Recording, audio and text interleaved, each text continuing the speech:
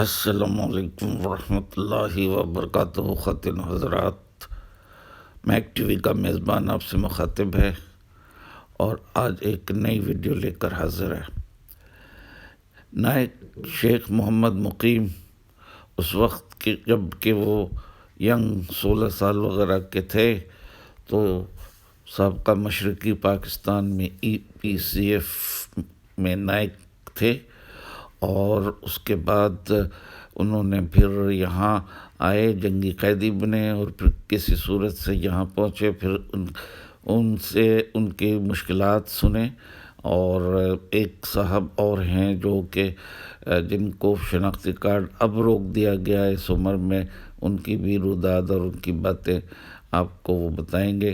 तो आगे आप देखें और सुने।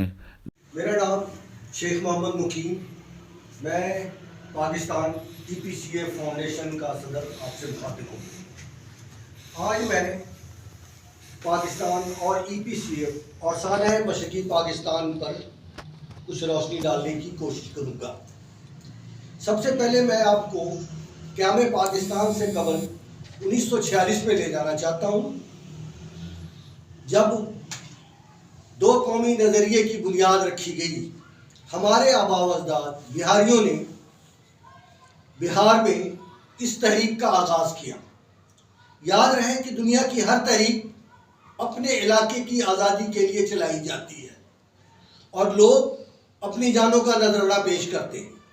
जिस तरह कश्मीर की तहरीक कश्मीर की आज़ादी के लिए, मोरों की तहरीक खालिस्तान की तहरीक और फ़लस्तीनियों की तहरीक है। हमारी दिली दुआ है कि अल्लाह ताला इन्हें आज़ादी नसीब करे। लेकिन तहरीक पाकिस्तान दुनिया की वाहिद तहरीक है जो सिर्फ ला इलाहा इल्लल्लाह की बुनियाद पर चलाई गई और हमारे बुजुर्गों ने हंस हंस कर जामे शहादत नोश की और उनकी कुर्बानियों से 27 रमज़ानुल मुबारक को दुनिया के नक्शे पर पाकिस्तान नमूदार हुआ।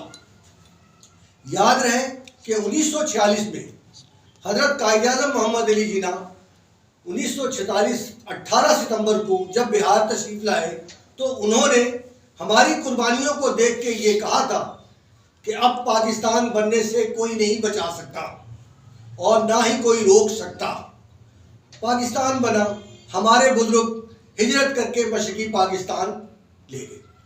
मशरक़ी पाकिस्तान में तिनका तिनका इकट्ठा करके उन्होंने आपने आशियाना बनाए। लेकिन 1970 में पाकिस्तान को किसी के नज़र लग गई और एक नया फितना जय बंगला शुरू हुआ।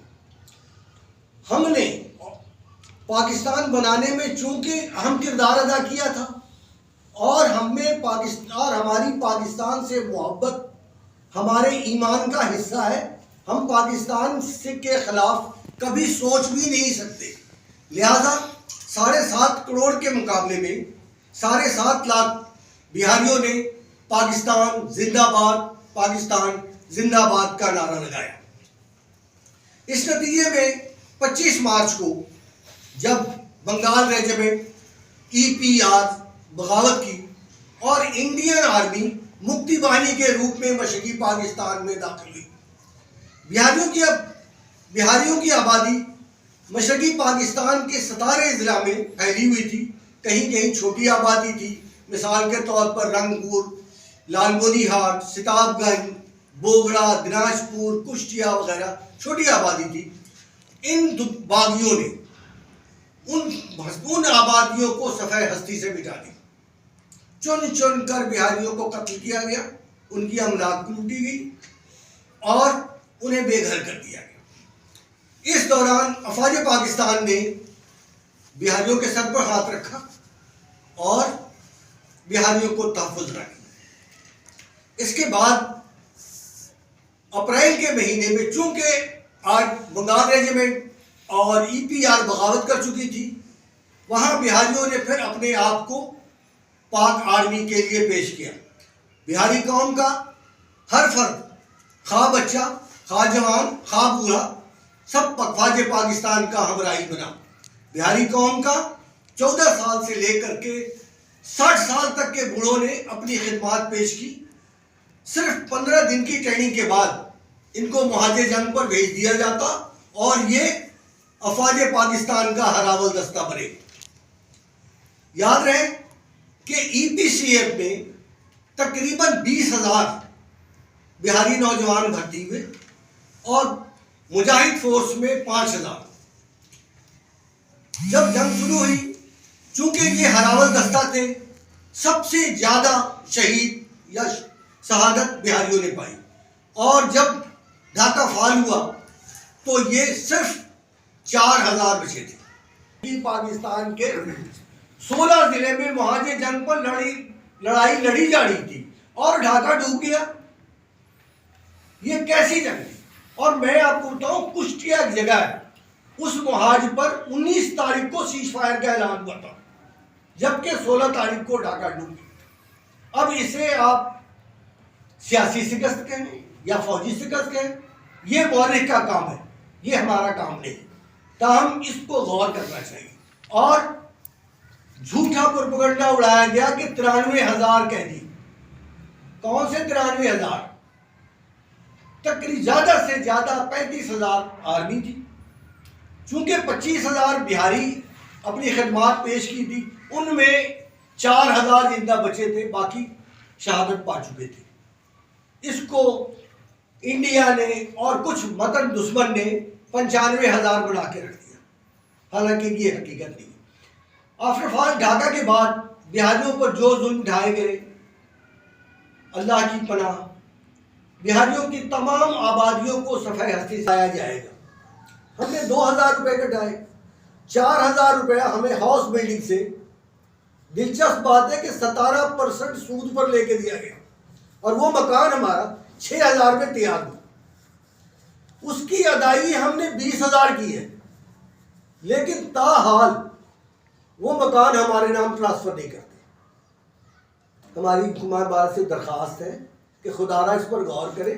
आपने हम पे 10 साल की पाबंदी लगाई थी कि 10 साल तक ये ट्रांसफर नहीं होगा। अब तो सर 40 साल हो चुका है, 50 साल हो चुका है, आप क्यों नहीं ट्रांसफर करते? जबकि आपके 4,000 की जगह हमने आपको 20,000 रुपये अदा कर दिए। खुदारा इस पर भी गौर करें। आखिर में मैं अफवाज पाकिस्तान का बेहद शुक्रगुजार हूँ, जिन्होंने देर आए दुरुस्त आए 50 साल बाद हमारी कुर्बानियों का एतराफ़ किया और हमें गले से लगाया, हमें बताया कि हम अहम थे, अहम हैं। हम उनके जज्बे की कदर करते हैं।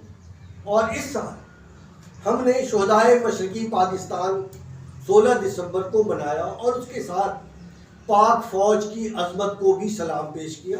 और इंशाअल्लाह हर साल 16 दिसंबर ये दिन हम मनाएंगे और अफवाज पाकिस्तान को खराजी अकीदत पेश करेंगे।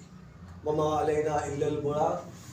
पाकिस्तान जिंदाबाद, अफवाज पाकिस्तान जिंदाबाद, बिहारी कम्युनिटी जिंदाबाद, पाक फौज तेरी अजमत को सलाम। तकरीबन लगभग 50 सालों से पाकिस्तान में रह रहे हैं, लेकिन इस्लामी जमहूरिया पाकिस्तान में रहना ही इनके लिए शायद जुर्म बन गया कि इनको अभी तक ये साबित नहीं कर पा रहे कि ये पाकिस्तानी हैं और इनका दिल भी पाकिस्तान के लिए धड़कता है। इनका जो CNIC कार्ड, शनाख्ती कार्ड जो हमारा ग्रीन कार्ड है, वो बंद कर दिया गया है और इनको बहुत मुश्किलात का सामना है। हालांकि ये खुद एक फ़ौजी फैमिली से ताल्लुक़ रखते हैं और इनके वालिद साहब सूबेदार थे और उनकी फैमिली से इनका ताल्लुक है, लेकिन फिर भी पाकिस्तान में इनके लिए रास्ते काफ़ी बंद कर दिए गए हैं। आइए इनसे जानते हैं कि इनकी कहानी है क्या।